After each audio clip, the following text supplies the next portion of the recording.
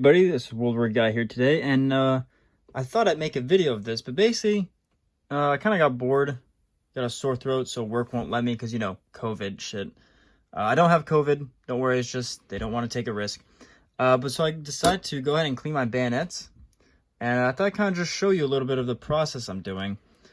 So as you can see, I already kind of got ahead. This is my original 1939 dated bayonet, German Army bayonet. I took off the grips. I carefully unscrewed these to make sure not to damage the screws because this is a very good condition bayonet. So what I did is I took off the screws, took off the grips, and this metal piece covered the metal here. And the reason why I'm taking it apart is because I tried fitting it on my Hugo Mauser, which can take the same bayonet. And the problem is that there's a whole bunch of gunk here, or dirt, that was jamming it. So I couldn't actually get it on if I had the cleaning rod. So I decided to clean it up, you know, kind of bring it back to life a little bit. Don't worry, I'm not painting it. I'm not, you know, fixing anything. I'm just, you know, making it, like lubing it up.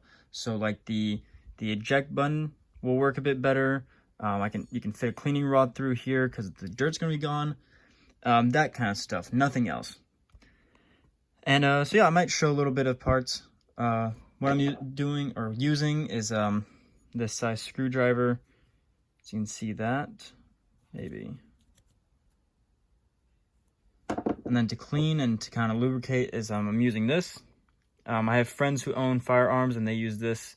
They've used this for years on, you know, AR-15s, but also more like antique guns such as, you know, 1903 rifles and M1 Grands and so on. Anything which is nice. So I went ahead and poked it all out. It came out really easily. That's what it is. Not really sure what it is per se. Doesn't smell like anything. So it's really interesting because the bayonet is, you know, relatively clean. It's been used, you know, a few times, but it's weird that a whole bunch of dirt got in there. But yeah, let's continue. Something I noticed doing this that's really cool is even these parts are marked. So this is the metal piece that would go, you know, right there on the bayonet, on the handle. And oh, come on, where is it? Focus. All right, looks like a 61. Come on. Why is it not? There we go, 61. Not really sure what it means. That's the only marking on that.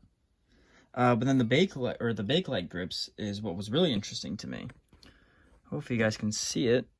So these are the Bakelite grips. And on the inside, they actually have markings.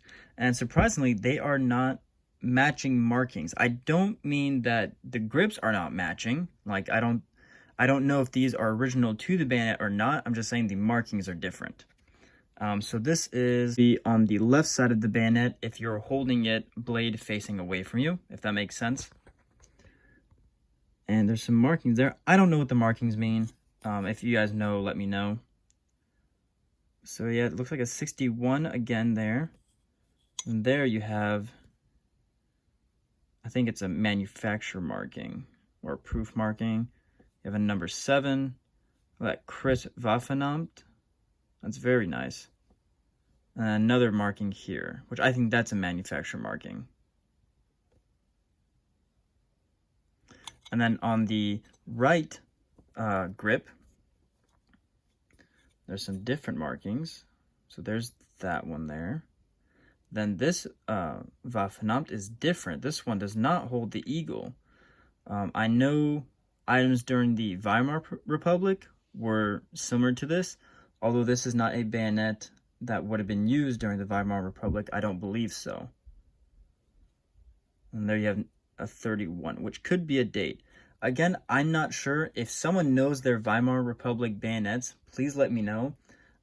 If they did have this style of bayonet during the Weimar Republic, it is possible they just used leftover grips to put on their, you know, 1939 dated bayonets.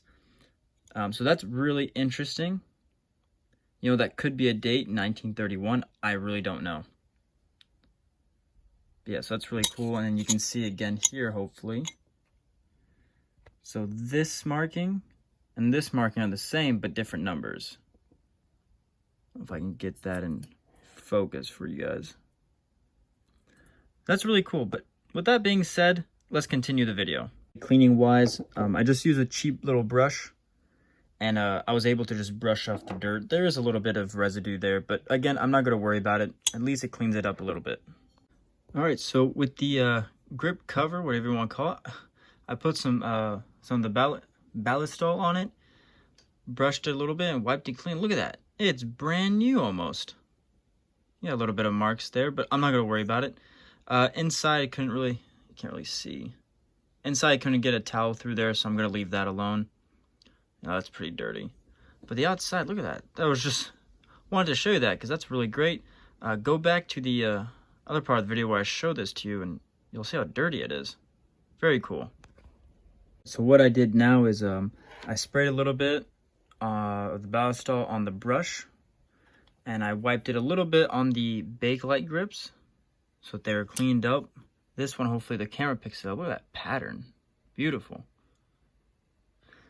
And then I also cleaned the handle. If you guys remember before, it was cleaned up. So now it looks a lot more new.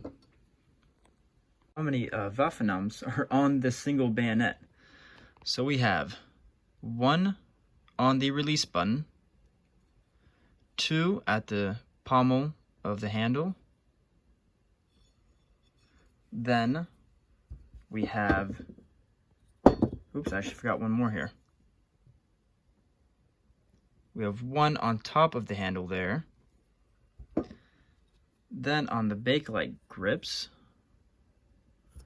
we have 1 on each handle. So that is what? 1, 2, 3, 4, 5, and 6. So that's 6 Waffenarms on a single German bayonet. Couldn't find any on this one, surprisingly.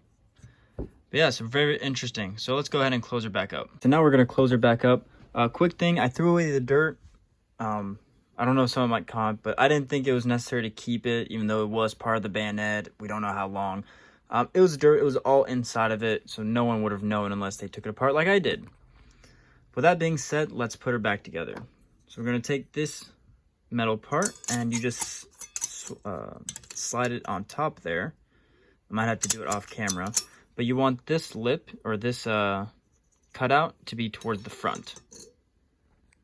Alright, so once that is correctly put on, I'm going to take your grips, and you put them back here. As you can see, they should go under the top of the handle there, that metal piece. They should go under, and see how the cutouts line up to go through. So I put the last grip on, and the screws, I did make sure that I separated them. So this one was on the back, and this one was on the front.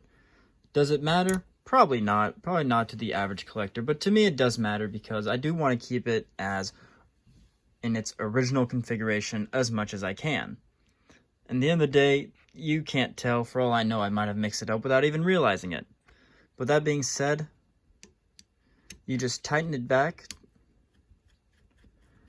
and that is it. And there we go. Got it back together. The screws, if we can get it to focus, doesn't look like there's any tearing, or what's the word called? Stripping on the screws. So that's good. And so yeah, that was basically the short video. I think short, I don't really know. Video of cleaning the bayonet. I have a few other bayonets. I don't know if I can really, if I have the screwdriver for them. But if you guys want to see more of this kind of video, write it down in the comments, and I'll see what I can do. See you later.